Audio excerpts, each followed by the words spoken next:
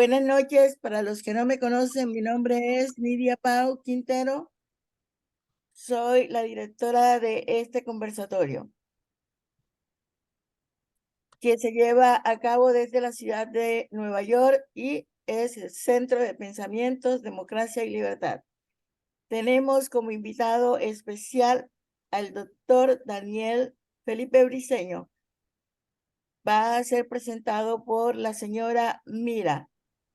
Daniel Briceño es abogado en Derecho Público de la Universidad Externado de Colombia, magíster en Análisis Político Electoral, Universidad Carlos III de Madrid, España. Además, el señor Briceño se ha convertido en un gran influenciador de redes que se ha destacado en Twitter, entre otras, como crítico de las reformas del actual gobierno, como también denunciar los gastos exorbitantes en todos los frentes, mientras en la seguridad se recorta presupuesto.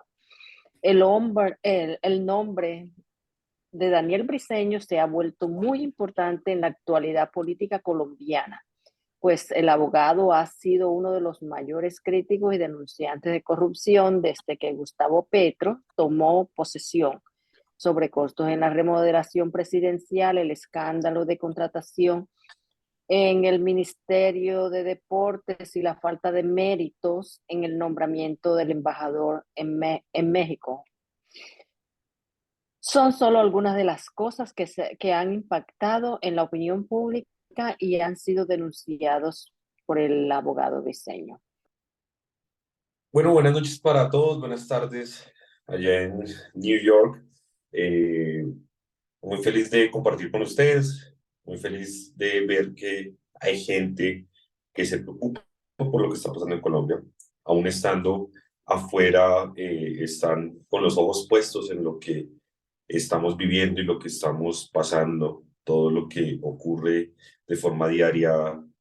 Ustedes saben que aquí lo que está pasando desde el 7 de agosto del año pasado es casi un escándalo diario, un anuncio preocupante casi semanal, una reforma anunciada cada mes y cada cosa que pasa y que está tornando y generando un ambiente que es de mucha preocupación en el país. Esto no es una preocupación ya que se está comenzando a generalizar. Aquí están pasando cosas muy preocupantes y sobre todo estamos llegando a un nivel que genera pues mucha preocupación para todos los seres humanos y es la incertidumbre. Incertidumbre es la palabra que define estos 9 meses de Gustavo Petro en la presidencia, porque usted no sabe qué va a pasar.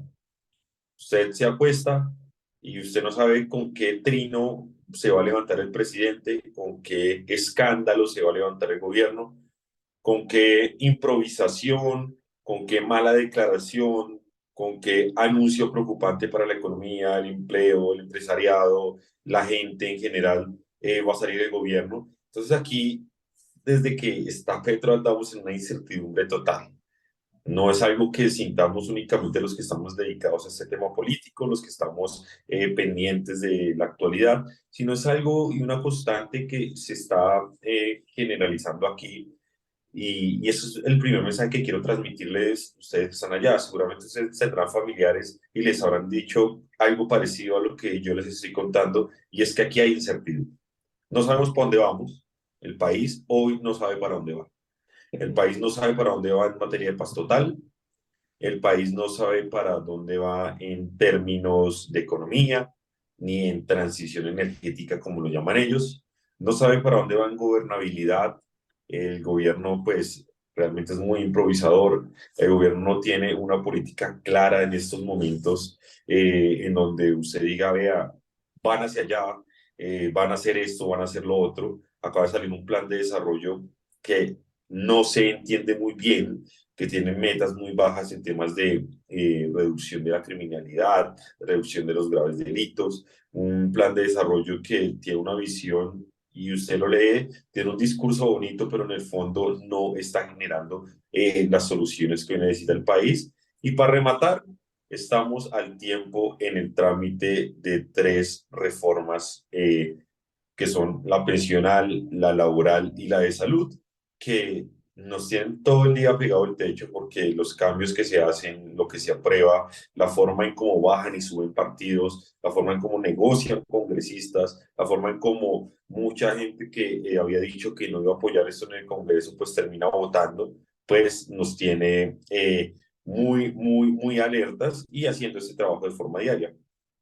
Yo lo que hago, y quiero contarles aquí, aprovechar un minuto para decirles yo qué hago, porque a mí todo el mundo me pregunta, bueno, ¿y cuál es su papel? No, es que usted es muy famoso porque hace denuncias, pero ¿cuál es el papel de Daniel Briceño dentro de lo que está pasando hoy en Colombia? Y creo que por ahí es importante empezar. Y es que yo soy una persona que hasta hace un año no tenía ningún reconocimiento en el país.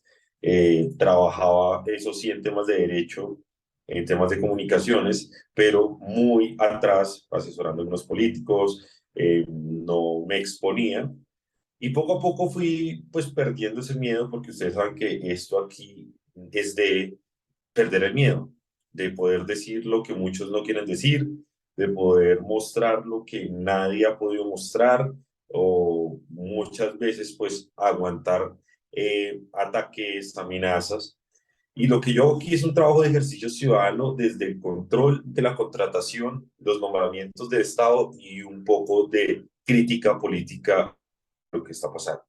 Y yo se los puedo asegurar a ustedes que están allá que esto no va bien. De ninguna forma esto va bien. Aquí hoy ustedes vi que cuando estaban empezando este programa, ustedes se estaban preguntando, ¿qué pasó en Colombia? O sea, no hemos visto noticias hoy sábado.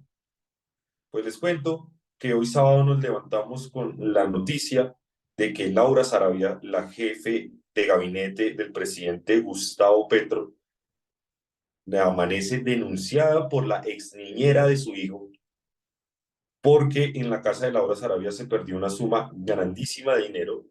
Laura Sarabia acusa a su ex niñera y a esta señora, una señora vulnerable, la terminan llevando obligada a los sótanos de la casa de Nariño a intimidarla y a aplicarle la prueba del polígrafo, como si esto se pudiera hacer de esta forma sin una orden judicial. Le aplicaron métodos judiciales y procedimientos judiciales, violándole todos sus derechos fundamentales. Y tenemos en este momento, hace unos minutos, un presidente que viene a reafirmar y a decir que eso está bien. O sea, imagínense ustedes que usted es una persona normal, estrato 1 o 2, que presta un servicio para un alto funcionario del Estado en la casa de ese señor o de esa señora, y a usted lo terminan subiendo en una camioneta blindada y lo terminan metiendo a los sótanos de la casa de Nariño a ejercerle un interrogatorio ilegal e inconstitucional. Con eso nos levantamos hoy en Colombia. Esa es la polémica en la que llevamos absolutamente todo el día, porque comienzan a surgir varias preguntas. ¿Por qué la jefe de gabinete tenía tanta plata en efectivo? Hay versiones que hablan de 150 millones de pesos en efectivo. Ella dice que realmente eran como 40, 30. No se sabe a ciencia cierta cuánto dinero fue. Pero aquí, más allá del dinero y la discusión, lo que tenemos es un procedimiento inconstitucional aplicado por un gobierno que intimida a una persona en vulnerabilidad, una persona que no tiene una protección especial por parte del Estado, ni un esquema, ni es famosa, ni es política, y que además se le intimida. Se usa todo el aparato coercitivo del Estado para cobrar una riña personal. Eso fue lo que se hizo aquí en Colombia. Ahora salen a ellos a decir que el hurto a unos recursos de la jefe de gabinete es un tema de seguridad nacional y que por eso ellos aplican esos procedimientos. Totalmente falso, nada más salido de la realidad. Pero esto para que ustedes tengan claro lo que pasa en Colombia, este tipo de cosas nos estamos acostumbrando todos los días a que pasen, a que andemos con los pelos de punta pendientes del Twitter ahora, porque al presidente se le dio por gobernar por ahí. El presidente toma todas las decisiones en una red social sin preguntarle absolutamente a nadie. Y aunque pues aún estamos viviendo y tenemos pues libertades en Colombia y nuestro sistema económico sigue estando fortalecido porque pues los pilares de la Constitución del 91 siguen ahí. Lo que sí está es en riesgo pues y comienza en riesgo parte de la estabilidad de esa economía y ese sistema que hay que aceptarlo acá y hay que decirlo, no era perfecto, el sistema de salud no era perfecto, tenía grandes errores, pero no podemos acabarlo para entregar la plata a los políticos. El sistema pensional que tenemos hay que arreglar otras cosas, pero no podemos tocar la plata de los fondos de pensiones para repartirlo en subsidio. Y además, el tema laboral, hay que mejorar algunas condiciones, pero no podemos aprobar el pliego sindical que acaban de presentar. Un pliego sindical es lo que es la reforma laboral en Colombia. Entonces, bajo este contexto, yo les digo, me gustaría darles buenas noticias. Ustedes que están allá en Nueva York, les puedo decir, aquí estamos bien todavía, pero estamos en riesgo y hay un grave riesgo que se va a dilucidar y se va a definir en los próximos meses dentro del Congreso de la República. ¿Usted cree que hay posibilidades de que estas cosas cambien sin llegar a extremos?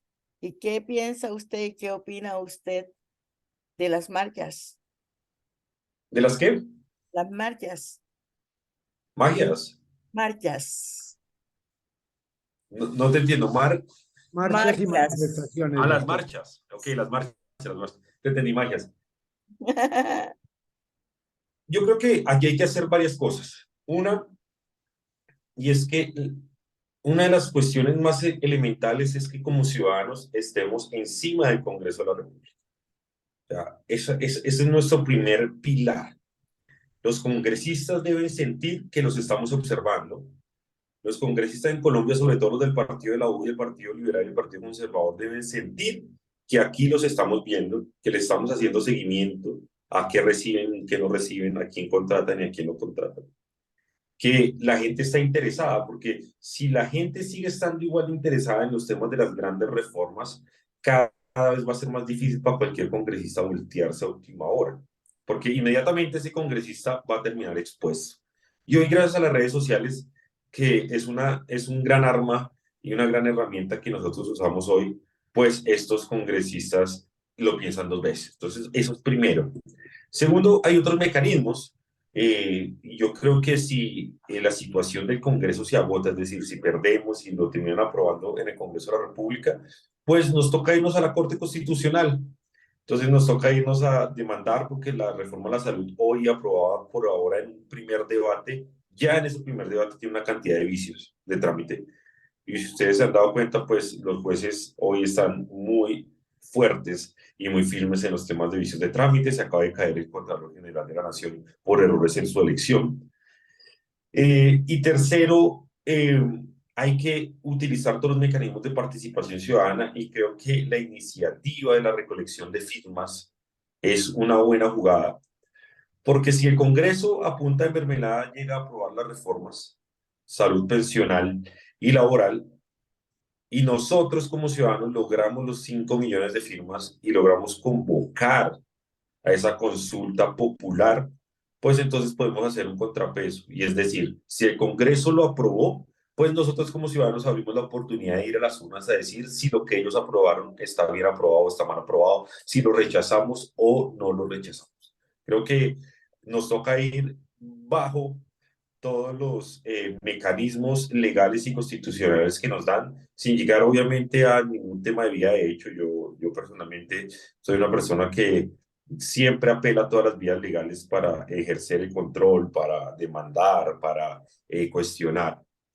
Y sobre las marchas, yo creo que son importantes. Aquí en Colombia hay un grupo de personas de la misma derecha que ha tomado las marchas y ha dicho que no sirven. Yo creo que sí sirven. Yo creo que cualquier muestra ciudadana, desde que usted graba un video y lo sube a una red social criticando, hasta que usted sale a la calle a alzar su voz, todo sirve, todo suma. Y el gobierno está un poco desesperado, tratando de siempre igualar una marcha de la oposición con la marcha de sus contratistas y servidores, y todo le ha salido fatal porque el gobierno no se ha podido sentar en esa posición y no se ha podido acomodar y aceptar que ellos están gobernando, no están haciendo oposición. Y a Petro le gustaría estar en las calles marchando, pero es que le tienen que estar en la casa de Nariño gobernando. Entonces no hace ni lo uno ni lo otro. Además, porque en las marchas lo que hemos visto aquí en Colombia es que hemos podido comenzar a medio integrar esa oposición que está dispersa. Hoy hay oposición en Colombia, hay grandes opositores, muy buenos todos, pero sí la oposición en Colombia hoy actúa cada uno por su lado y eso no nos va a servir. Y las marchas entonces han sido un punto de encuentro para todos esos opositores que están dispersos para mandar un mensaje de unidad. Ojalá, yo conozco a la mayoría de opositores y yo siempre les digo, ojalá en algún momento podamos crear un verdadero bloque, porque hasta que no tengamos un bloque de oposición, el tema no va a ser tan en serio. ¿Qué le parece a usted o cuál es la opinión que le merece a usted el plantón que le pegó el profesor de economía Luis Guillermo Vélez al señor de la Casa de Nariño? Cuando estaba colectando los éxitos de Petro, haciéndolos pasar como él, donde él apenas llevaba un mes en el gobierno. O sea, no hay forma de que haya sido éxitos de él, con referencia, y eso lo hizo con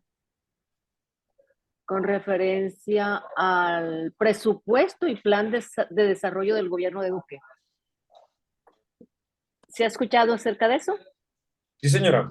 Ah, bueno, gracias. Bueno, lo primero que hay que decir es que no solo el tema de Luis Guillermo Vélez es como el llamado, hay muchos llamados al presidente para que no se atribuya cosas que no son de él, porque es imposible que las haya hecho. Exactamente. La más Lo reciente, mismo con los mangos y los aguacates. claro, la más reciente fue hace 3 días, aquí en Colombia, y es que el DANE informó que la pobreza en Colombia había disminuido, o la pobreza multidimensional había disminuido del 16.9 al 12.9%. Es decir, eso es una cifra histórica súper importante, porque lo que indica es que volvimos a los niveles de antes de la pandemia. Entonces, el DANE revela que por primera vez Colombia da un buen indicador porque ya volvió a los temas de pobreza o los niveles de pobreza de antes de la pandemia. Es decir, nos recuperamos económicamente según estos datos del DANE. Petro y todos sus seguidores salen diciendo que eso es gracias a Petro. Entonces uno dice, ¿cómo así? Entonces, aquí lo que hay que comenzar a hacer y es a explicarle a la gente, y es que hoy en Colombia mucha gente cree que la pobreza en Colombia disminuyó gracias a Petro durante estos 9 meses. Pero lo que no le dicen, no le cuentan a la gente, es que esa pobreza multidimensional que se estaba midiendo la disminución del año 2021-2022, es decir, gobierno Duque. Y además, lo que tampoco dicen es que el DANE señaló que algunas medidas tomadas en pandemia, como el ingreso solidario que implementó Iván Duque, fueron de las que ayudaron a reducir esa pobreza multidimensional. Ingreso solidario que ya fue desmontado por el mismo Petro y fue cambiado por otro programa que se llama Renta Ciudadana y que no sabemos hoy cómo está funcionando porque pues no ha empezado la medición. Se han dado los primeros giros, pero no sabemos cuál es su verdadero impacto. Entonces, este tipo de cosas como que salen a celebrar que Colombia exportó los primeros mangos.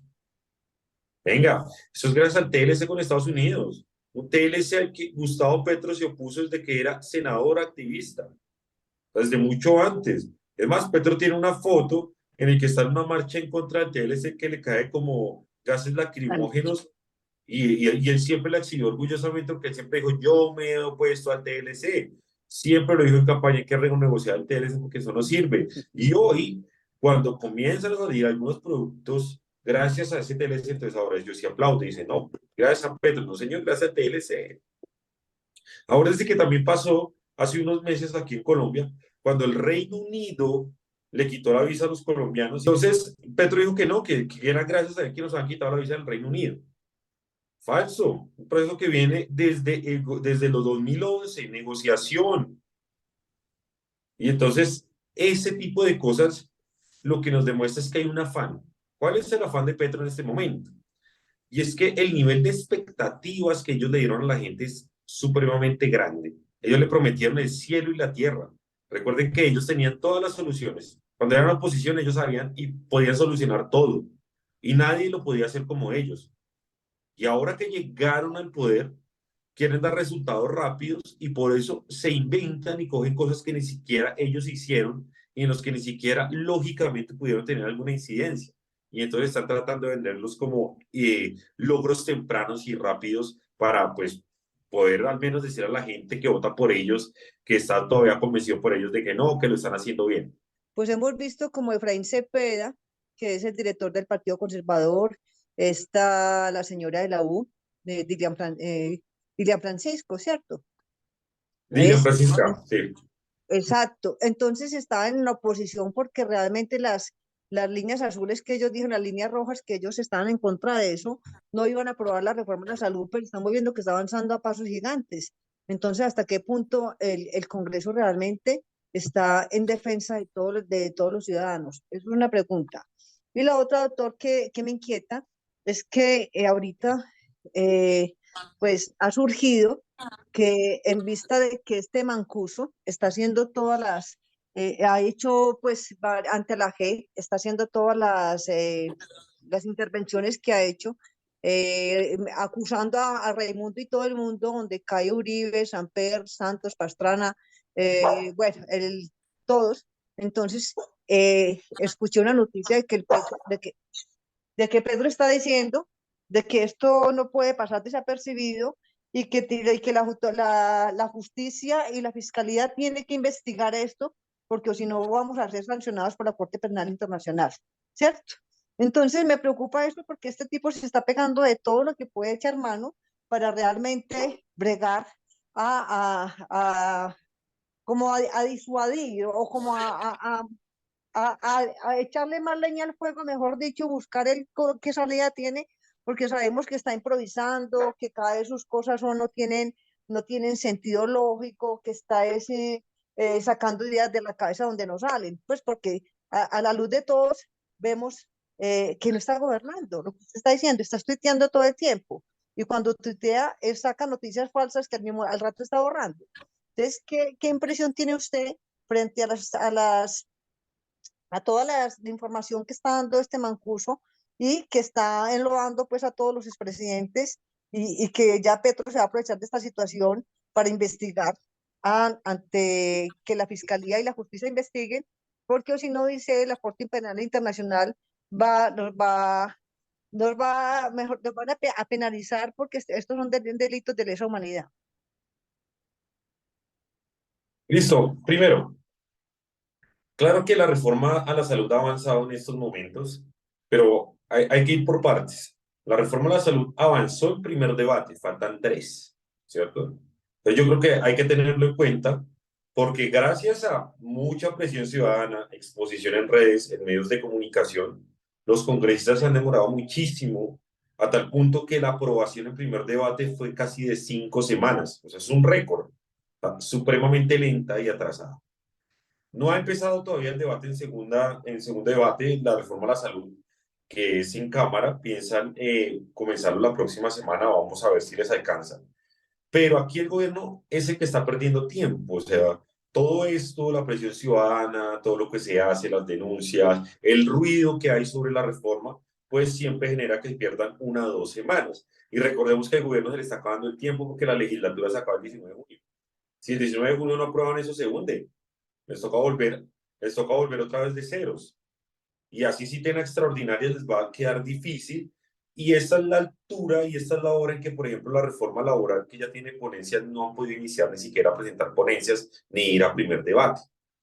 Entonces, van a ser unas semanas. Junio va a ser un mes supremamente importante para el país porque vamos a tener reforma laboral y reforma a la salud al tiempo tramitándose en el Congreso con todas las otras proyectos de ley, porque es que eso no es lo único que se está aprobando, y todo el afán del gobierno encima.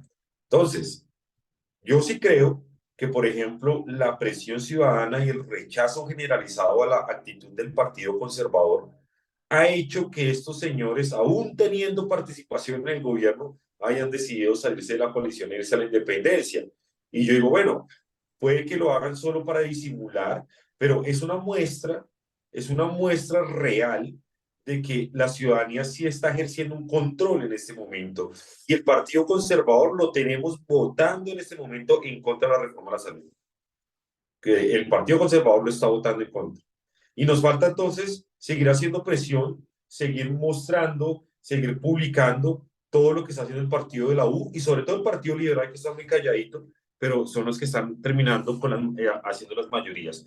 Entonces, yo entiendo que uno se preocupa, que uno dice sí, pero la prisión ciudadana y igual lo aprueban, pero créanme que cada vez es más difícil para ellos.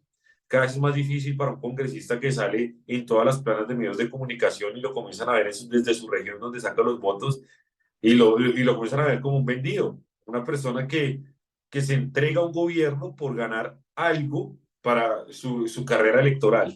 Entonces, creo que está funcionando. Yo sé, esto es un tema de desgaste, es un tema que no es fácil, yo lo vivo porque yo vivo este desgaste diario, yo a este tema le dedico casi todas las horas de mi vida, todos los días. Y entonces, pues esto es desgastante, pero yo creo que rinde un fruto y hoy podemos ver algunos, y es que hay congresistas a los que les da miedo lo que se diga de ellos y eso creo que ya es un avance. Ahora hablemos de Mancuso, porque ahora Mancuso está de moda. Entonces, yo digo, yo creo que el país debe avanzar hacia la verdad, que debemos saber qué pasó, pero la pregunta es ¿cuál verdad? ¿Y la de quién? ¿Y cómo nos cuentan esa verdad? Aquí el reto va a ser, y es qué pruebas nos va a entregar Mancuso. Porque es que aquí nos tenemos que definir, porque es el propio gobierno de Petro que está usando hoy lo de Mancuso, ¿cierto? Que dijo que no cree López Sierra y todos estos delincuentes dicen que le dieron plata a Nicolás Petro y dicen, no, son delincuentes, ¿cómo le ha creado usted a un delincuente? Pero entonces Mancuso también es un delincuente y a este sí le tenemos que creer. Entonces nos tenemos que poner de acuerdo, si le vamos a creer a un delincuente, tenemos que creerle a todos. O sea, no solo a los que les conviene el gobierno, porque esa es la posición muy cómoda de ellos. Si un delincuente acusa a alguna persona cercana al gobierno de Petro, bueno, ese delincuente está mintiendo y está siendo manipulado. Si otro delincuente como Mancuso viene y ataca a los opositores de Petro y habla de ellos, pues a este sí hay que creerle. Eso como primer punto, y es qué verdad vamos a creer y cuál vamos a creer.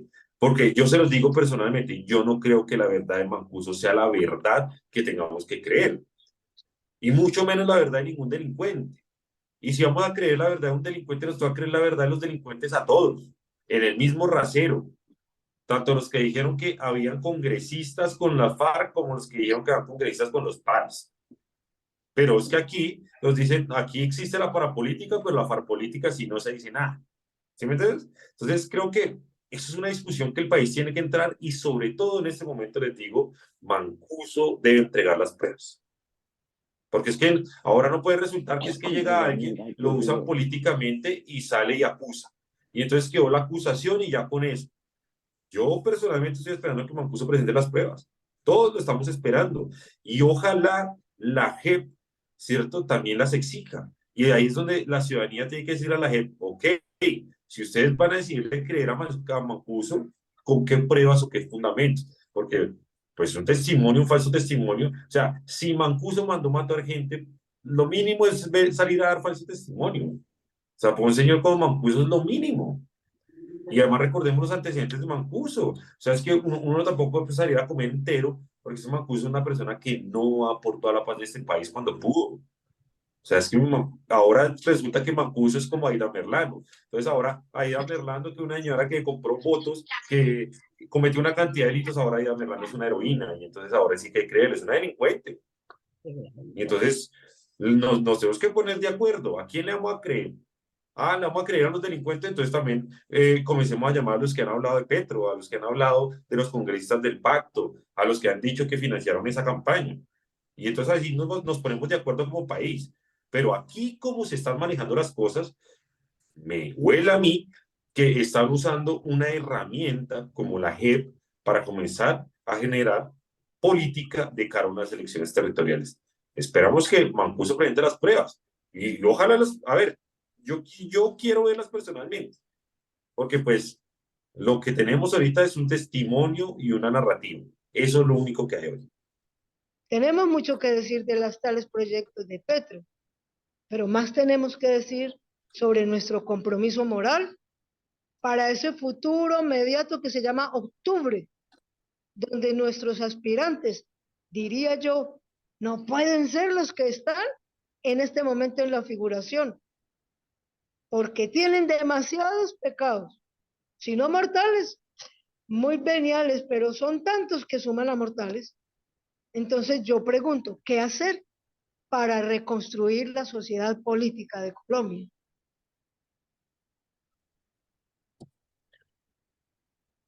Bueno, qué buena pregunta, porque es la pregunta que nos estamos haciendo todos. Literalmente es lo que nos preguntamos aquí. Y lo primero es que debemos ser autocríticos. Y yo en todos los lados donde hablo, yo creo que cada uno de los que estuvimos alguna vez con los gobiernos anteriores, sea Duque, todo lo que ha pasado en Colombia, nosotros tenemos que aprender que parte del fracaso del gobierno anterior, de la forma en cómo, de la tibieza que se tomó en algunos temas, de la falta de interés en otros, y pues obviamente, y hay que aceptarlo públicamente, mucha gente que se benefició dentro del gobierno, que no debía beneficiarse de esa forma, pues tienen hoy a Petro en el poder también.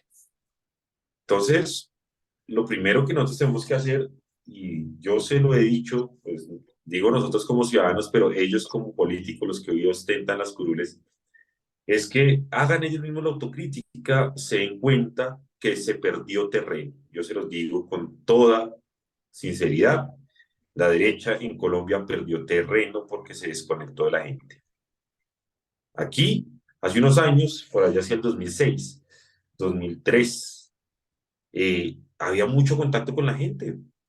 Se Me, escuchaba regionalmente a la gente, se me iba allí. perdóneme, Dime, ¿puede decir que es desconectarse de la gente desde su punto de vista? claro, desconectarse de la gente es que el último gobierno gobernó desde Bogotá y usted no puede gobernar desde Bogotá. La sede de la presidencia es en Bogotá, pero aquí mientras se atendían los problemas desde Bogotá, en las regiones había muchos problemas como el aumento de la violencia, por ejemplo, que era la bandera. Es que la bandera el periodo pasado era ese, seguridad, no la hubo.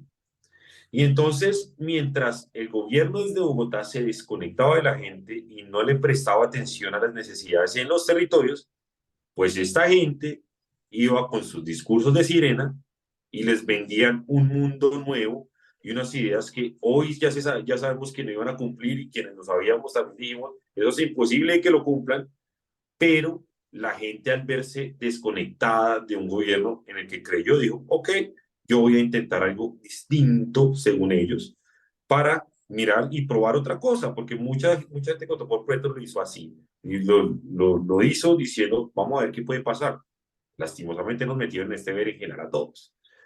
Pero hoy, para comenzar a recuperar este tema democrático, yo se los digo, nosotros tenemos que comenzar a conectar nuevamente con los territorios, a volver a recuperar discursos que ellos se apropiaron. Es que yo les digo, hoy todos los temas medioambientales, entonces usted hoy ya no puede hablar de temas de medio ambiente porque los únicos que pueden hablar de medio ambiente en Colombia es la izquierda. O sea, ¿quién dijo eso? Cuando la transición energética más fuerte que se ha hecho en Colombia se hizo durante el gobierno de Duque, ministro Diego Mesa. Ahí sí se hicieron cosas, no con la charlatanería esta que está haciendo Irene Vélez en Colombia. Entonces usted ya no puede ser hoy animalista. Entonces, no, usted para ser animalista tiene que ser de izquierda. Falso. La política animal y protección, la más grande se dio en el gobierno anterior. Solo que, como no se supo decirle a la gente lo que se estaba haciendo y los grandes logros, pues esta gente sí se apropió de todo. A tal punto que hay muchas cosas que Petro nunca hizo, como ya lo hablábamos ahorita, que la gente cree que sí lo hizo. Todo lo primero es la autocrítica. Pero lo segundo, una vez se haga esa reflexión y ese paso debe ser rápido, nosotros debemos entender que lo que va a pasar en octubre es casi un plebiscito, como en el 2016.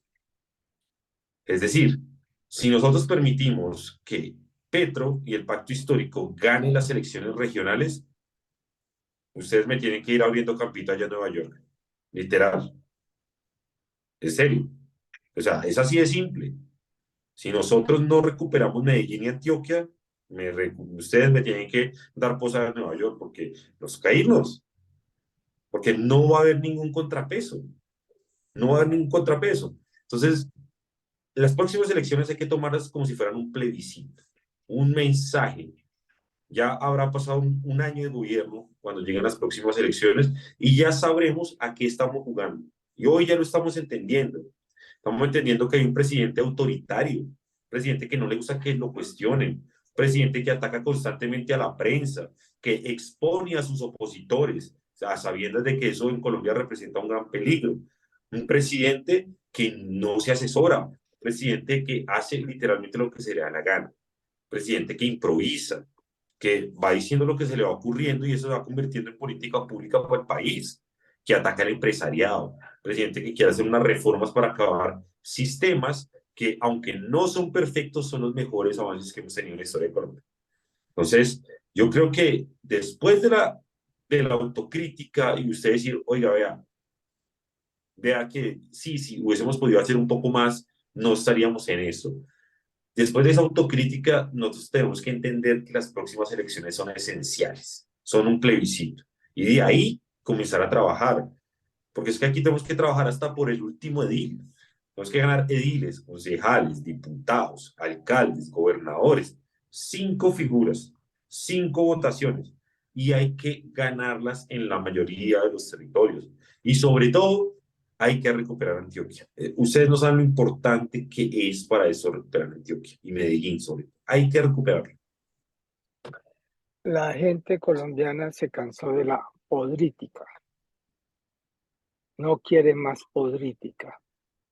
La política mala que hemos vivido, como tú ya lo expresaste, es lo que nos tiene fregados.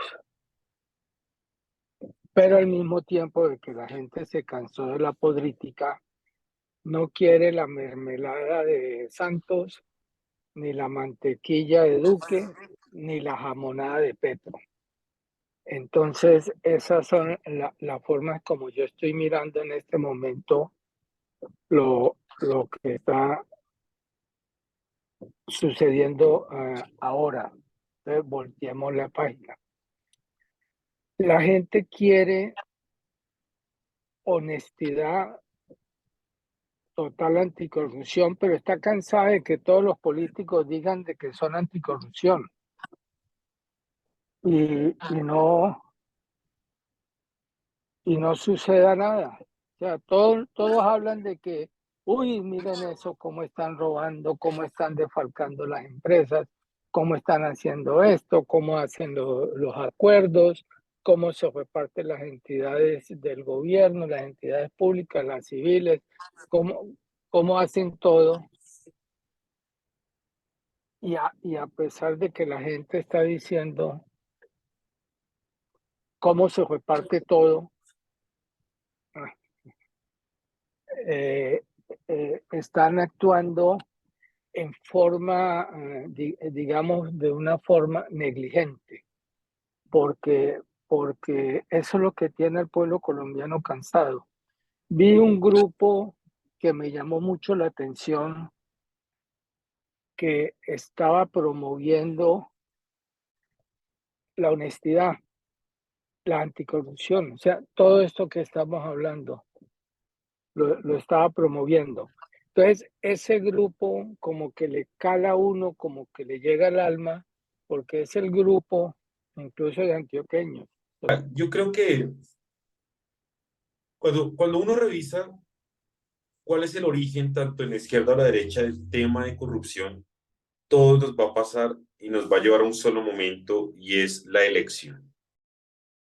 Entonces, la forma en cómo se eligen los políticos, lo que hacen los políticos para poder llegar al cargo, es lo que va a determinar la forma en cómo esos políticos se van a desempeñar en ese cargo. Entonces, si usted ve que un político muy de derecha, muy tieso y muy majo, está gastando a manos llenas recursos en campaña, dando grandes reuniones masivas con gorra, cachucha, comida, transporte y absolutamente todo, estas cosas que son el pan de cada día en Colombia, pues usted no espere que el político llegue al cargo a ejercer su labor de manera honesta, por varias razones. La primera, a mayor inversión dentro de una campaña política, quiere decir mayor probabilidad de que haya actos de corrupción. Porque políticos que le meten 1.000, 2.000, 3.000, 4.000, hasta 10.000 millones de pesos a una campaña de Senado en Colombia, y que es plata que no se la van a ganar ni siquiera en salario, porque se van a ganar como 3.000 millones de pesos en los 4 años en salarios. Y si le metes 10.000, ¿dónde está el diferencial de los 7? Pues La corrupción. la corrupción. Entonces, Sí. yo creo que aquí hay que comenzar, y aquí se han planteado 1.000 reformas, y esto ya no tiene que ver con leyes ni normas, sino que tiene que ver con el ciudadano. Si usted ve, y si usted está con un político que usted ve que está gastando manos llenas, y usted vota por ese político, sea derecha o izquierda, pues usted después tiene que asumir las consecuencias de que nos quiten el presupuesto. Eso ha comenzado a cambiar un poco gracias a las redes sociales. Porque es que la gente que sale por redes sociales, la gente que empatiza y que puede conectar con el electorado a partir de un video, de un mensaje, de una estrategia digital, es gente que no le va a costar mayor cosa la campaña y va a terminar llegando libre al cargo. Aquí tenemos un fenómeno muy reciente en Colombia llamado J.P. Hernández. No sé si ustedes lo hayan visto. Sí. Allá hay un JP es muy famoso por varias razones. Uno, nadie lo conocía cuando sacó la tercera votación más alta del Senado, nadie sabía quién era. O sea, Sí. todos quedamos como, ¿quién es ese señor? O sea, las votaciones fueron Miguel Uribe, 230.000 votos, María Fernanda Cabal, 220.000, JP, 200.000. ¿De dónde? ¿Quién era JP? Todo el mundo se pregunta, ¿quién es JP? Era un muchacho, o es un muchacho, que se puso a dar mensajes directos por redes sociales y a la gente le gustó. Y entonces, Sí. ¿cuál es el tema con JP? Pues que JP es libre dentro del Congreso. A JP nadie lo llama a decirle, no vote esto, sí vote esto, haga eso. Usted no puede criticar a tal, que es lo que le pasa a muchos políticos. JP, ojo, se gastó 30 millones de pesos, o sea, se gastó lo de un salario de un mes para llegar al Senado. ¿Usted cree que JP tiene necesidad de robar? ¿Usted cree que JP le debe un puesto a alguien? ¿O que JP tiene que andar lagarteándose o vendiéndose porque tiene que cumplirle a algún líder en alguna región que le puso algún botico o tiene que cumplirle a algún empresario que lo financie? No, JP es libre. Y entonces yo creo que este tema de las redes sociales va a ayudar mucho al tema anticorrupción, aunque también se colan algunos que posan de eso.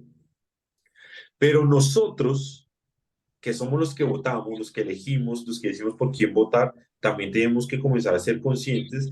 Qué pena. ¿Tú crees? Te hago un paréntesis porque tengo esa duda. JP era izquierdoso, era oportunista, ¿se le ha presentado ahorita motivo de hablar o cómo defines tú a JP? Yo a JP, y les digo, yo lo conozco. JP es una persona que comenzó siendo influenciador y era seguidor de Alejandro Ordóñez. Eso no lo sabe mucha gente. No, no sabía. Él, Ya con eso lo dice todo. él realmente se hizo muy famoso, fue porque él hacía videos en contra de Maduro. Maduro, todo el tiempo. Entonces él se hizo muy famoso en la parte de norte de Santander y eso porque él es de Santander. Sí, sí. Y JP es una persona de muy bajos recursos. Bueno, era, ya no lo es. Que viene de una familia de pastores cristianos. Tiene una formación cristiana. Una iglesia que llama el Movimiento Misionero Mundial, aquí en Colombia. Su papá es pastor de una iglesia pequeña en Santander. Entonces, él tiene unas buenas bases. Creo que ejerció una estrategia para captar un voto, pero JP no ha dejado de ser un tipo de posiciones firmes. Ah, que no es uribista, bueno, te lo respeto. O sea, tú puedes ser de derecha y no ser uribista. O sea, el hecho de que tú seas de derecha no quiere No, decir que seas... perdón. Uribe no es de derecha. Y Bueno, eso es empezamos una la discusión polémica. profunda. Es una discusión profunda, pero digamos, ahora todo el mundo dice que para ser de derecha hay que ser uribista, o si alguien es de derecha tiene que ser uribista. No, eso no es así, No, no. eso no funciona así. Usted puede ser Sí, de sí. derecha y ser vargallerista, o puede ser de derecha, ahorita que está de Puede ser moda liberal, tal conservador, cual. ser de derecha. Entonces, yo puedo ser de derecha y ser seguidor de Nidia Paut Quintero. No, Todo pero el es que ese es delito. muy derechista. Eso es pura falsa, pura calidad. Entonces, es eso. Entonces, Sí, claro, a él le cascan de lado y lado que porque no es uribista, pero a mí, yo le digo, yo respeto el trabajo que hace JP. Es mejor que muchos congresistas, ¿no? excelente. Y Me hace, gusta oír eso, me alegra.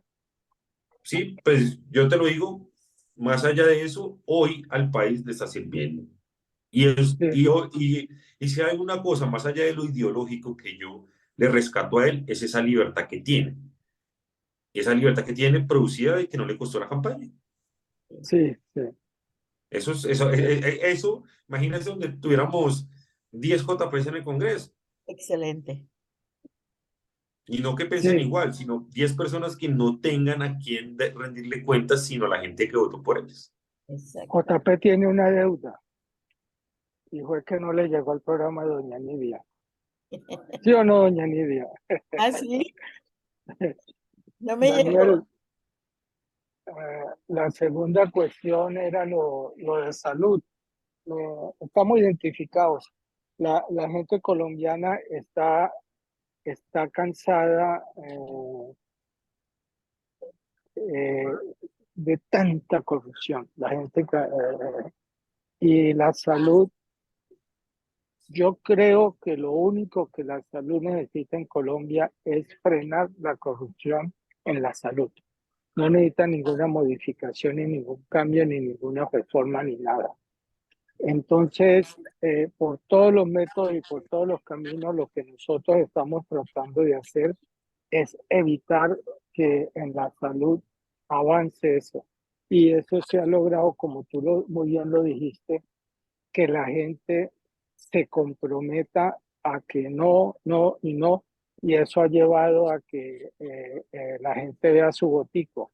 Entonces van a ver que el colombiano puede que haya sido pendejo, pero de esto le ha servido a Petro y creo que es para lo único.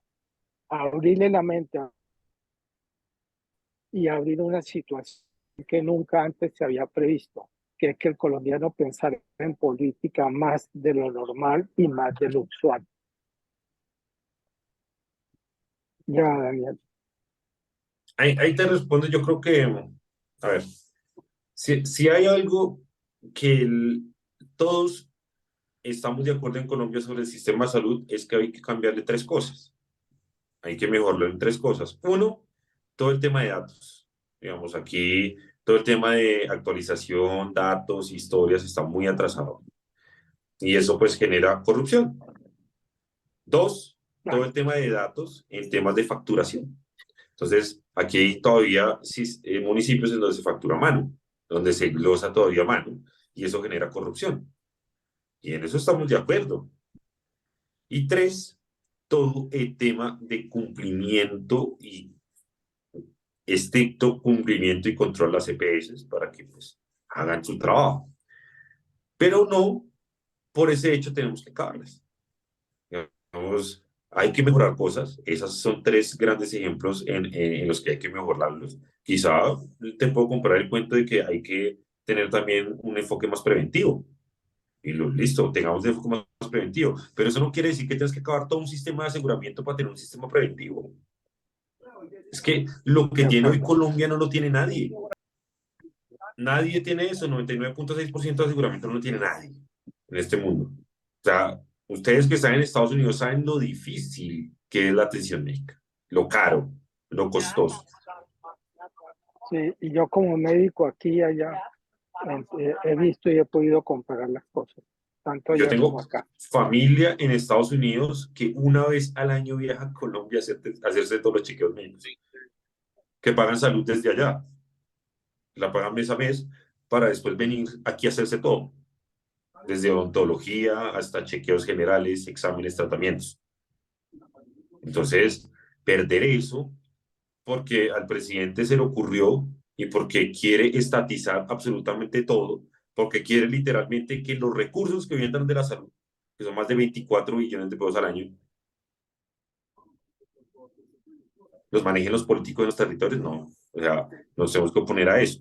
Vamos a pasar de tener algún tipo de problemas con la EPS a pasar a rogarle al político del municipio o del pueblo para que nos autorice un tratamiento médico. Eso sí es muy grave. Entonces, nosotros pienso, ¿y cuál sería el mecanismo más acertado, abogado, para nosotros trabajar de esa manera? De tal manera que unifiquemos, no pensemos igual, pero nos unifiquemos para las próximas elecciones. Y muchas gracias por estar usted ahí con sus ideas y aportarnos a nosotros. Dale. A ver, yo soy de los que, se los he dicho aquí, yo tenía la oportunidad de hablar con los líderes aquí en Colombia.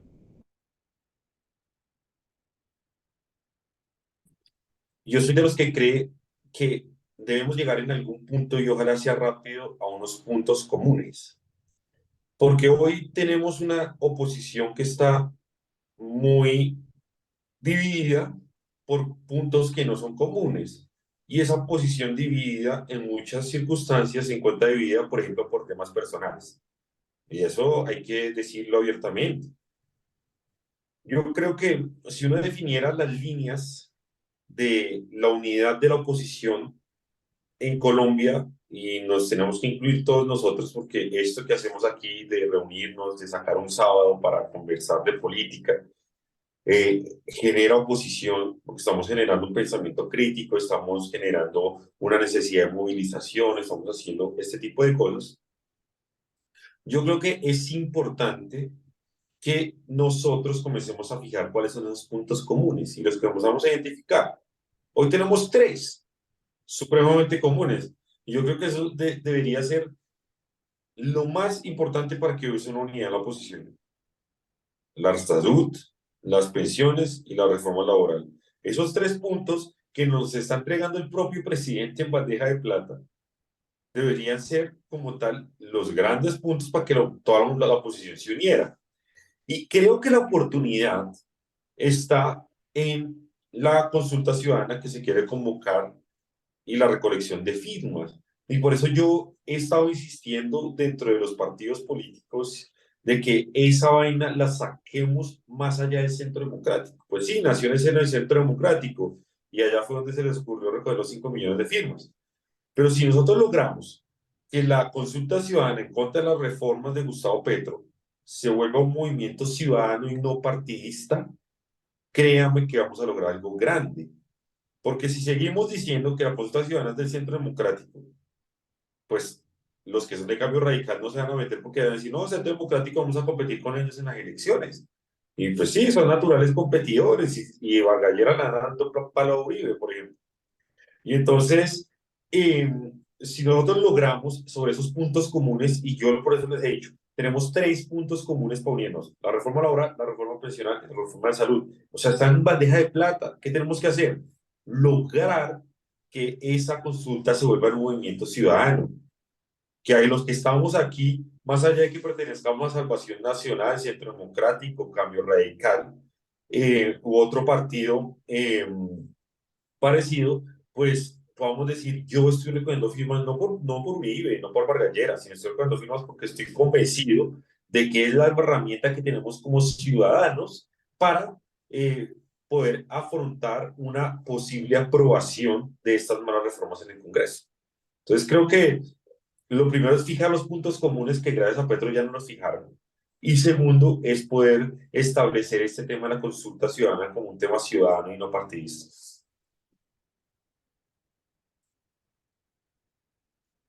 Ahí, disculpe un segundo, ahí no podemos agregar el juicio político que están llevando a cabo el doctor, se me escapó el nombre ahorita, no podemos trabajar con bien, exactamente, porque eso es una iniciativa muy importante y que también se puede apoyar. Sí, tocaría mirarla. Sin embargo, ojo con esto, y yo quiero que lo tengamos claro. Hay algunos tipos de iniciativas que son importantes, pero que no nos van a generar una unidad completa. Yo creo que si algo hemos medido y en algo nos hemos dado cuenta, es que tanto en la oposición a la reforma a la salud, la pensional y la laboral, todos estamos de acuerdo. El problema es que todos estamos desunidos. O sea, usted vaya a Cambio Radical, vaya al Centro Democrático, vaya a Salvación Nacional, vaya que creemos que es el partido ahora de Federico Gutiérrez, pregunten cualquiera de esos partidos, hasta parte de algunos conservadores y pregúntenles. Y ellos todos les van a decir que no están de acuerdo con nada de las reformas, con nada es nada. Entonces creo que tener los puntos comunes ya identificados, creo que es importante definirlos de ahí. Votan a favor, así sepan que es mal para el pueblo.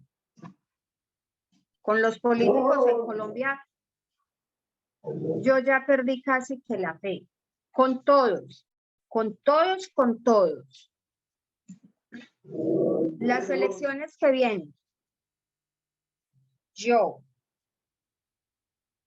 Cecilia López, le puedo dar fe de que en los territorios la gente está decepcionada. Y más fácil, le vuelven a votar, ahora en las regionales, a un populista de izquierda que a un político de derecha. Se lo digo porque he hablado con las personas en los territorios. Y ahora en esa consulta, el mismo doctor Abuchaibe lo dijo, esa consulta yo ya lo manifesté. Eso no tiene relevancia. ¿Por qué no tiene relevancia y por qué es una consulta que prácticamente está muerta? Por lo que usted acaba de decir. Como la sacó el Centro Democrático y son minoría, los demás partidos no se van a unir. Entonces, aquí voy a mi pregunta. ¿Cuál es la fórmula que usted tiene para unir a los políticos y para devolverle a la gente abandonada de los territorios la confianza y la seguridad de ir a las urnas para poder recuperar ahora en octubre las principales gobernaciones, alcaldías y consejos del país? Lo primero es decir que yo tengo fórmulas, entonces, o sea, yo ejerzo, puedo tener acceso a algunos de los líderes de la oposición. Les he dicho a todos que hay que buscar puntos comunes. Y así como la reforma, y te lo digo claramente, el tema de la consulta está generando ruido por haber nacido en el Centro Democrático. Lo mismo pasa con el juicio político a Gustavo Petro por estar liderado por algún otro sector de la derecha. Entonces, eso es un factor común en donde el problema que estamos enfrentando aquí es que hay iniciativas muy buenas, a mí de juicio, me parece una iniciativa interesante. El de la consulta en contra de la reforma me parece otra iniciativa interesante. Pero el problema es que aquí la oposición anda peleando por quién saca primero una iniciativa y quién suena más que el otro. Y eso es lo que está pasando y hablemos abiertamente. Yo no puedo hablar abiertamente porque, pues, digamos, no trabajo para ninguno y lo único que hago es un ejercicio ciudadano en donde trato de decirles las cosas. Y el problema de la juicio a Petro es que nace de un sector de la política en el que no confía mucha gente, y el problema de la consulta contra las reformas nace de otro sector que también tiene un alto grado de desconfianza. Y esa es la verdad. Y entonces, ninguno o el otro va a entrar. Y el problema de todo esto radica en que para hacer esas iniciativas, para lanzarlas, ni siquiera se sientan a la mesa, ni siquiera son capaces de llamarse. Simplemente todo el mundo está mirando a quién. O sea, que me saque rápido todos los medios de comunicación a mí para yo ganarme el prensazo y que me eche ese cabezazo. Y vaya, ejecute eso. Va a recoger 5 millones de firmas, es muy fácil recogerlas solo. Ya lo dijiste tú. Un foro es una idea que puede llegar a ser interesante a 70 personas. Ahora dime cómo vas a ir a recoger 5 millones de firmas. Te lo digo, sucede en 2 casos. Entonces, por eso es que yo he insistido tanto en los temas comunes.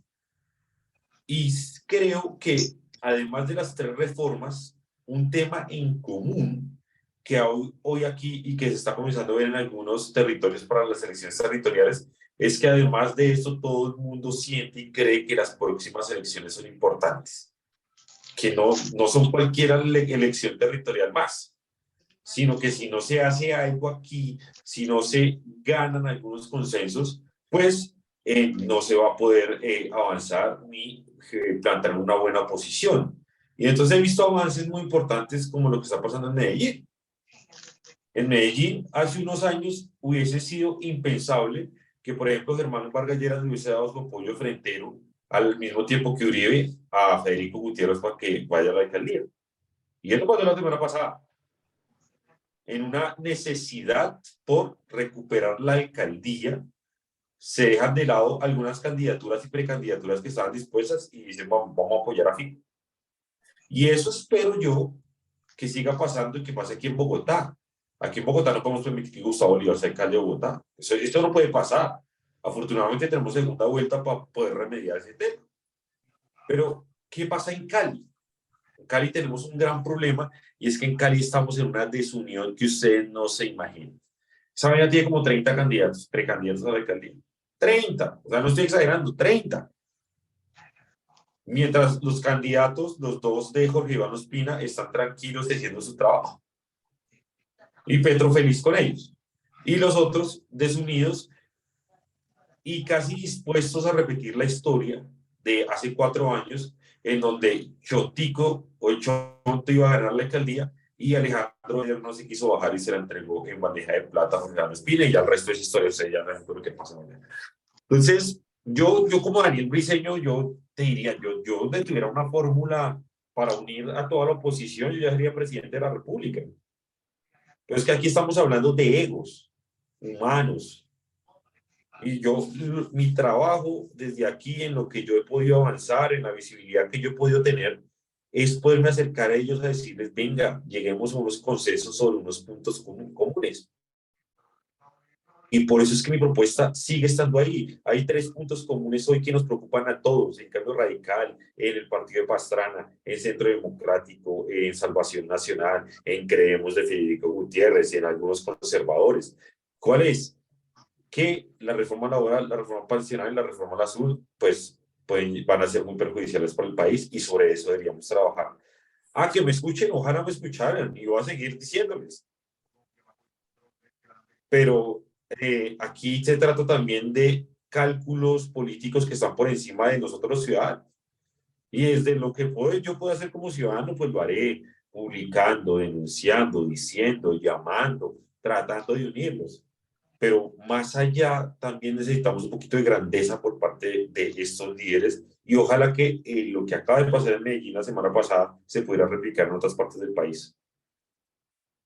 Ojalá, porque la verdad yo sí estoy muy, no indignada, pero sí me siento frustrada de ver el ego tan grande que tienen los políticos de oposición, que es que ni siquiera en este momento que estamos atravesando, y que donde sí, ellos tienen gran parte de la culpa de que ese terrorista sea presidente, y ni siquiera por eso le bajan un poquito. Hombre, sí, vamos a trabajar unidos, o sea, motivar al pueblo, que al fin somos los que votamos, los que salimos a conseguir los votos.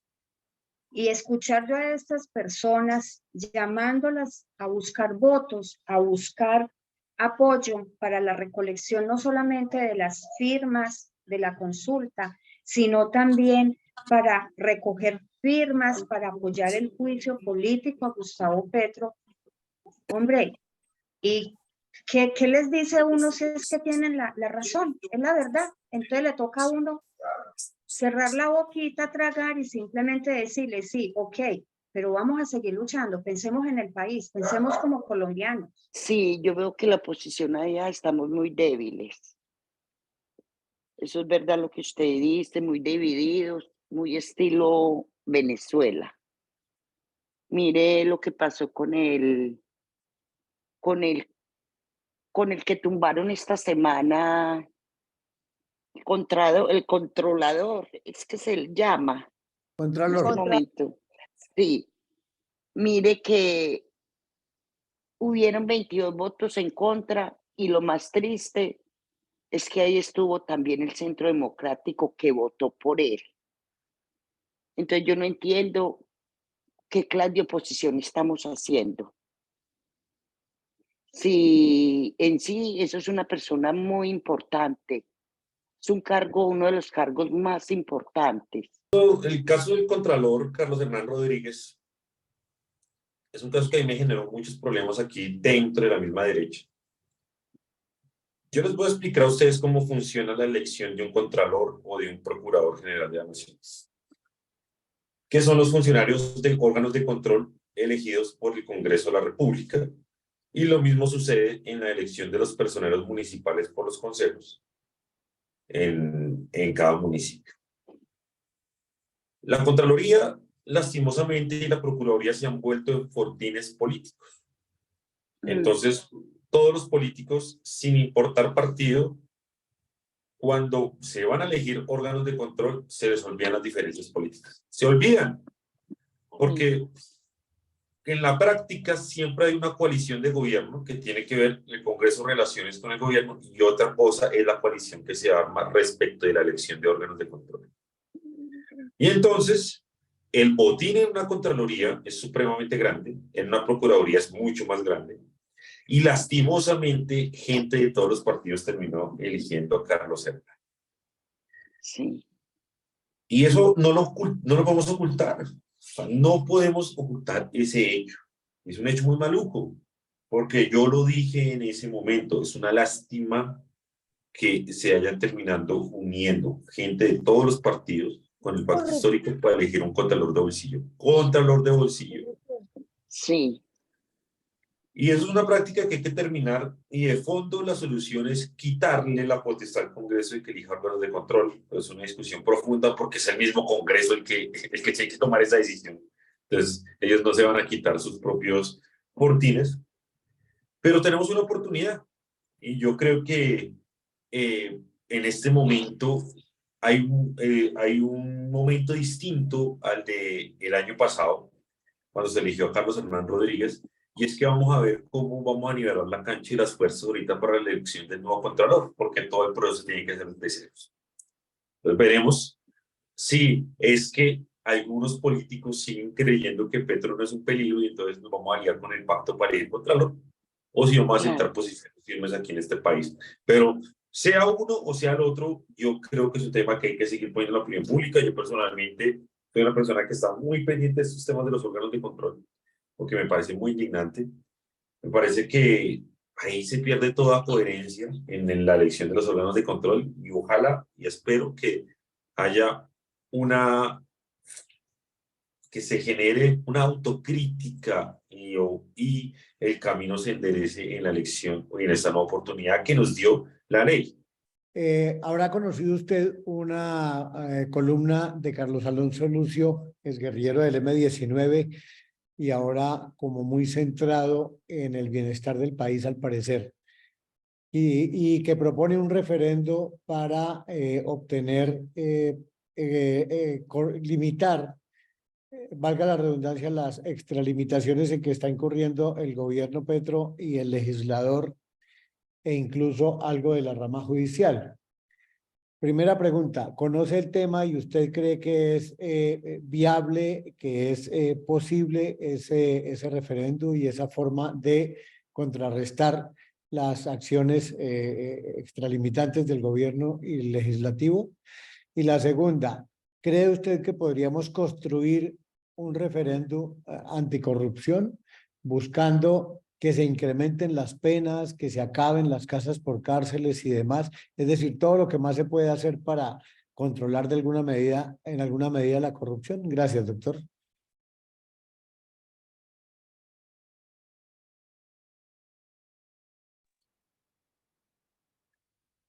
Yo he leído, o sea, yo leí la columna de Carlos Alonso Lucio, que tiene un título muy rimbombante, ¿cierto? Que se llama algo así como un referendo contra la milicianización de Petro.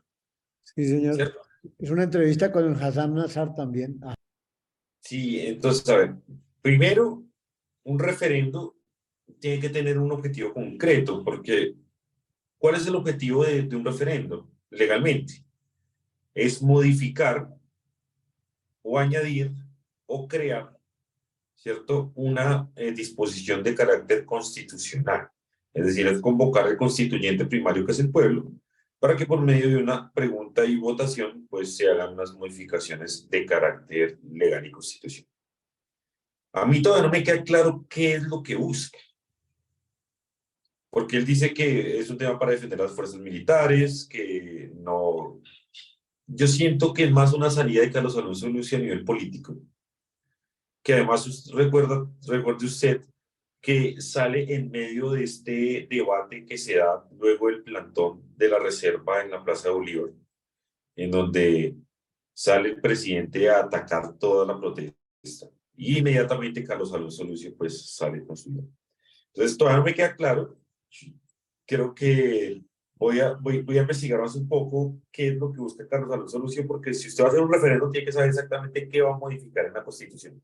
Sí, disculpe la interrupción, doctor. Si desea, voy a buscar la entrevista que hizo Hassam Nazar, que ahí está completa y ahí están los 5 puntos que él propone en el referendo y hasta donde lo he analizado con algunos amigos pareciera ser objetivo, pero se requiere el concepto de un especialista como usted para poderlo proyectar. Entonces le agradecemos si tiene a bien verificar la entrevista y de pronto aterrizarnos un poco en el tema, porque pareciera ser una buena salida en general. Y el hombre aparentemente no busca rédito político. Se siente muy objetiva la entrevista también, pero ya sabemos que político es político. Tal cual. Y respecto al segundo tema, el referendo anticorrupción, pues aquí ya hicimos una consulta anticorrupción, ¿no? Y hay varias cosas que a mí me preocupan aquí y que quedó demostrado en esa consulta anticorrupción. Y yo les voy a decir hoy en Colombia el tema de las normas anticorrupción es supremamente rígido y fuerte. Las normas. La pregunta es, si hacemos más normas y endurecemos más penas de las que ya hemos endurecido en los últimos 30 años y nos creamos más tipos penales y más sanciones y más procedimientos, la pregunta es, ¿será que eso va a disminuir la corrupción? Te hago una pregunta sencilla y te pongo un caso muy concreto. Si usted dice que hoy con el peculado, usted dice, vamos a hacer un referendo en el cual el peculado, es decir, el que se robe la plata pública, ahora va a tener 60 años de cárcel, sin derecho a rebaja. Yo le pregunto, ¿será que cuando un político vaya a generar un peculado va a pensar en esos 60 años de cárcel para no robarse esa plata?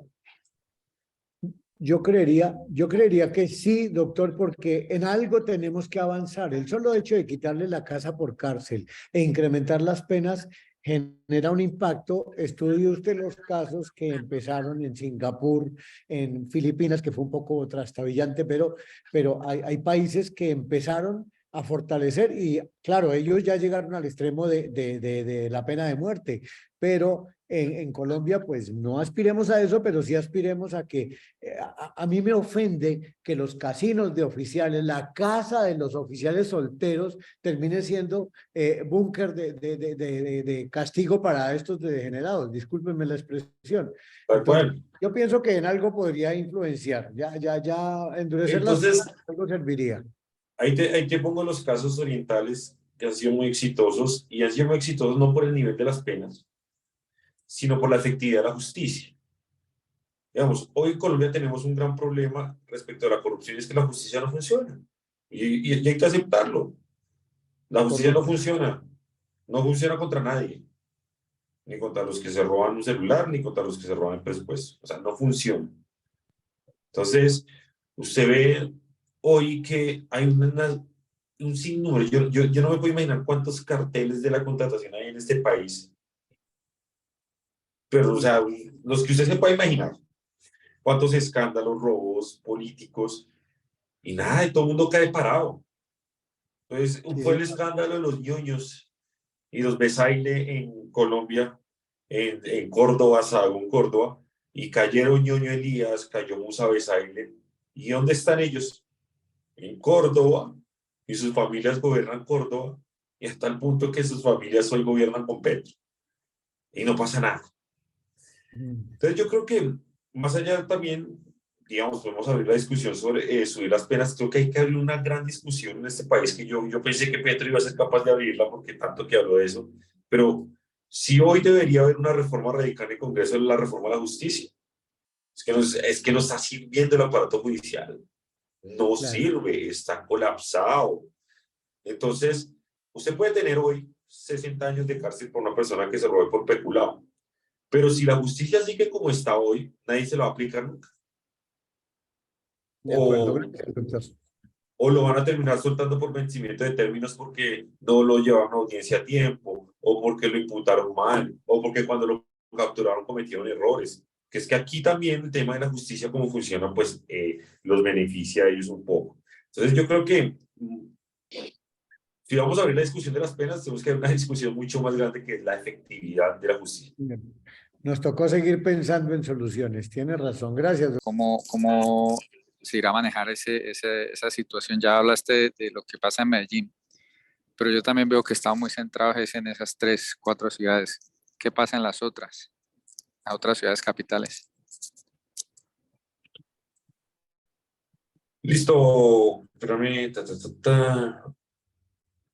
Jorge, a ver, hay muchas cosas y cuando nosotros hablamos de Cali, Medellín y Bogotá, pues son las principales, pero también tenemos que comenzar a hacer un contexto muy importante. Pero, por ejemplo, vámonos para el Magdalena. En Magdalena está Carlos Caicedo y Birna Johnson, gobernador y alcaldesa de Santa Marta, que son línea directa de Gustavo Petro, llevan 12 años gobernando, han sido un total desastre para el departamento y el distrito, y allí, por ejemplo, también se va a jugar un papel muy importante. Digamos, yo siempre hablo de las principales 3 ciudades, pero en todas nos vamos a jugar un papel importante. Uno va a ser allí en el Magdalena, otro va a ser en el Atlántico. Es la pelea que se está dando los petristas para sacar a los Char de la alcaldía de Barranquilla, que yo no veo que Alejandro Char lanzándose pues sea capaz de perderla. Lo veo muy difícil, pero va a haber una gran pelea por la gobernación. Y es que ahí el presidente se está jugando todo su capital político, el de su hijo propio, y entonces ahí toca estar muy pendientes de la gobernación de Atlantis. Por ejemplo, ¿qué va a pasar en Boyacá? En Boyacá viene de hace más o menos unos 12 años, se ha dado un predominio del Partido Verde en un movimiento fundado por Carlos Andrés Amaya, que hoy está amenazado por César Pachón y el petrismo, que junto con el movimiento que llaman ellos Dignidad Campesina, pues están comenzando a generar un grave hueco allí. ¿Qué va a pasar, por ejemplo, en las elecciones de Córdoba? Que eso es un gran escenario, porque tenemos la esposa de Musa Besaile, condenado por cartel de la Toga por corrupción durante el gobierno Santos, aliada con el gobierno Petro para ganarse la gobernación. O sea, aquí en todos los territorios hay una realidad específica que yo les podría hablar uno a uno de cada departamento sobre qué se está jugando allí. Y por eso te digo que el tema de las elecciones territoriales, y concuerdo contigo en todo lo flojo, además porque es una campaña que está iniciando muy tarde. Ustedes se acuerdan, hace 4 años ya estábamos en campaña, hace 6 meses. La campaña inició el 1 de enero. Aquí no, aquí ha sido distinto, las campañas están quietas, están moviendo un poquito por debajo, pero todo va a ser en 3 meses. Esto va a ser una campaña express en todo lado. Entonces, yo por eso te digo que las elecciones del próximo octubre son casi un plebiscito en donde cada territorio se juega una dinámica y en todas las dinámicas hay un solo factor común y es que no gane el petrismo. Y entonces, ojalá cada líder, yo desconozco, por ejemplo, algunos territorios, no sé qué estará pasando en los llanos orientales, me voy a poner a estudiar cuáles son las movidas allá, qué está pasando, por ejemplo, en Tolima, en donde los Barreto pues quieren volver a tener predominio. Entonces hay que estudiar cada escenario porque hay apuestas muy grandes y el gobierno nacional tiene apuestas en todo lado. El gobierno nacional quiere ganar las elecciones. El tema es la oposición quiere ganarlas. Esa es la otra pregunta que tenemos que hacerla. ¿O quiere entregarle todo a Petro? Entonces, yo insisto que estas elecciones son supremamente importantes, porque así como te he enumerado muchos casos, así están todos. Y te estoy hablando de ciudades grandes, pero cada municipio chiquito, los más de 1.300 municipios andan en las mismas, todos pensando quién va a ganar. Entonces, yo creo que eso hay que tenerlo muy claro. Y en el lugar de influencia donde ustedes tienen, pues saber quién es el antipetro y sobre eso a generar un trabajo. Afortunadamente, que a como de lugar hay que unirse entre de pronto ciertos concejales o diputados que ya llevan un tiempo, que son reconocidos por corruptos, como sea. Entonces, pues hay partes donde, o hay alcaldías donde, digamos, gente nueva no va a tener cabida porque ya hay unos capos pues, políticos que no van a dar espacio. Y pues en ese objetivo de que cualquiera menos el de Petro, pues vamos a volver a elegir a esta gente pues de la corrupción, y eso, como te digo, favorece en algún sentido porque pues no se sube el petrismo, pero pues seguimos en el mismo cuento, ¿no? En eso tienes Yo lo razón, veo en eso. tienes razón. Toda la razón, y yo creo que poco a poco, como les dije en la primera respuesta que di aquí, el impacto de las redes sociales y los nuevos liderazgos que están surgiendo a partir de ahí van a ayudar que en todos los territorios, ¿cierto? Esa dinámica, porque aquí vamos a tener dos guerras. Una contra el presidente que quiera apoderarse de todo el territorio en las regionales, y otra contra los políticos tradicionales de toda la vida que, aprovechándose de la coyuntura, van también a fortalecerse en el mismo sentido. Entonces, ojalá en algunos territorios y en la mayoría podamos combatir contra las dos. O sea, ojalá que nosotros también podamos decir, y eso únicamente se hace con nuevos liderazgos. Y creo que en Colombia están surgiendo nuevos liderazgos, están surgiendo nueva gente que lo hace por redes sociales, que lo hace en la calle, que va a tener contactos ciudadanos sin maquinaria, sin políticos detrás. Y creo que esas son las cosas que van a terminar en últimas verdaderamente cambiando un poco la política en Colombia. No el antipetrismo 100% ciego, sino un antipetrismo que también sepa diferenciar entre los que están aprovechando la oportunidad de reencaucharse y seguir en las mismas y los que no. Sí, es que en eso hay que ser muy cuidadosos porque recordémonos que el petrismo llegó al poder porque se unió con los corruptos de siempre, ¿no? Entonces, sí, esa misma fórmula la pueden aplicar en estas elecciones, o la deben de estar aplicando ya.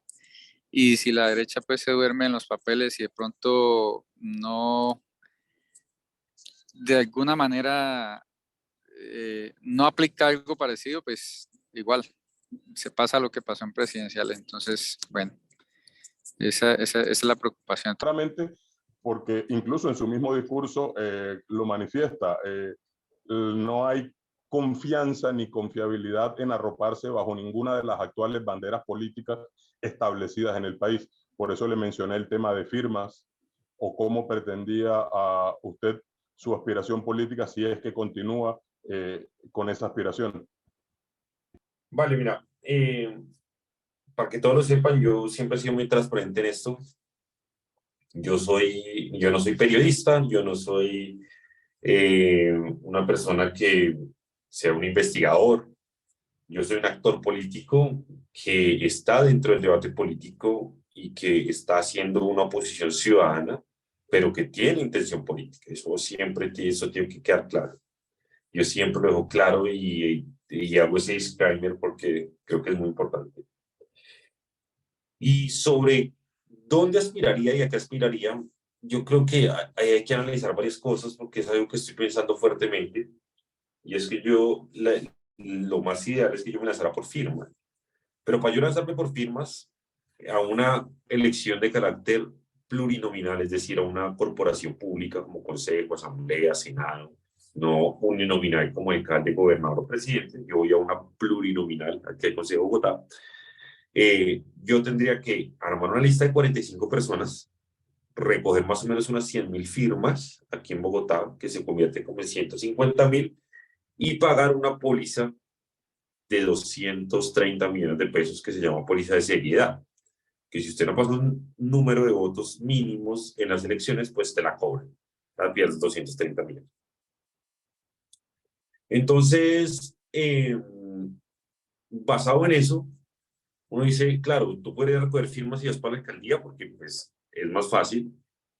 Inscribes solo tu candidatura. Si yo pudiera inscribirme al Consejo de Bogotá solo, yo solo no puedo. Tengo que hacer una lista porque pues las proporciones plurinominales son de listas. Y ahí entonces estoy en una diatriba que ojalá pueda resolver prontamente, porque hay 32 partidos, ¿no? O sea, tenemos 32 partidos en Colombia. Pero independientemente de eso, obviamente no voy a aspirar ni por el pacto histórico, ni por el polo, ni nada de izquierda, ni siquiera Partido Verde, nada de eso. Creo que mis opciones están entre Salvación Nacional, Cambio Radical, Centro Democrático y creemos que es el de Fico Gutiérrez. Yo ideológicamente no puedo estar en ningún otro.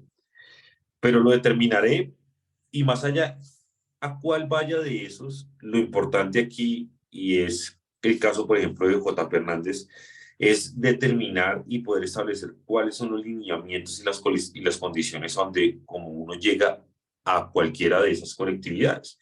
Y es que uno puede ser independiente dentro de un partido en el que no está de acuerdo. Lo está demostrando en ese momento J.P. Hernández en un partido que es de gobierno, un partido verde de gobierno ahorita y J.P. está ahí metido. Entonces, hiciste una pregunta muy importante, pues una pregunta a la que aún no le tengo respuesta porque en realidad estoy echándole mucha cabeza porque es una decisión muy importante.